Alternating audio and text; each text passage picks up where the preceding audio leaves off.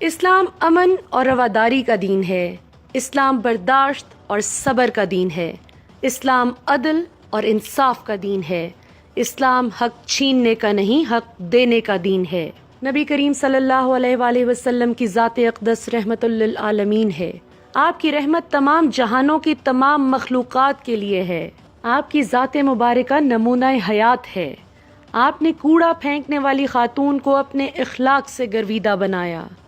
آپ کی نرم روی نے کفار مکہ جیسے پتھر دلوں کو موم کیا۔ کیا ہم جلاؤ، گھیراؤ، تشدد، گالم گلوچ سے رحمت للعالمین کی تعلیمات کی نفی نہیں کر رہے؟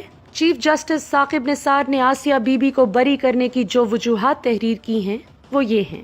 معافیہ بی بی اور اسما بی بی نے الزام لگایا کہ آسیہ بی بی نے ان کے سامنے توہین آمیز الفاظ ادا کیے۔ اس موقع پر 25 سے 35 کے درمیان خواتین موجود تھیں، لیکن ان میں سے کوئی ایک بھی گواہی دینے نہیں آیا۔ خواتین گواہوں نے کہا کہ آسیہ بی بی کے ساتھ ان کا پانی پلانے پر کوئی جھگڑا نہیں ہوا تھا، جبکہ دیگر گواہوں نے تسلیم کیا کہ یہ جھگڑا ہوا تھا۔ سب سے اہم بات یہ تھی کہ مختلف گواہوں کے بیانات میں فرق تھا۔ جب آسیہ بی بی کا معاملہ پھیلا تو ایک عوامی اجتماع بلایا گیا جہاں آسیہ بی بی سے اقرار جرم کروایا گیا۔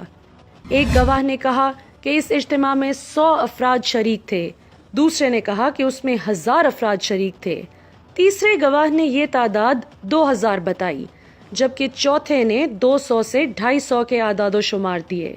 اس عوامی اجتماع کے بارے میں ایک گواہ نے یہ کہا کہ یہ اجتماع مختار احمد کے گھر منعقد ہوا تھا، دوسرے نے کہا کہ یہ عبدالستار کے گھر ہوا تھا، تیسرے نے کہا کہ اجتماع رانا رزاق کے گھر ہوا تھا، جبکہ چوتھے گواہ کا بیان ہے کہ اجتماع حاجی علی احمد کے ڈیرے پر منعقد ہوا تھا۔ ملزمہ سے اعتراف جرم ایک ایسے مجمع کے سامنے کروایا گیا جس میں سینکڑوں لوگ شامل تھے اور جو اسے مارنے پر تلے ہوئے تھے، اس کی کوئی قانونی حیثیت نہیں تھی۔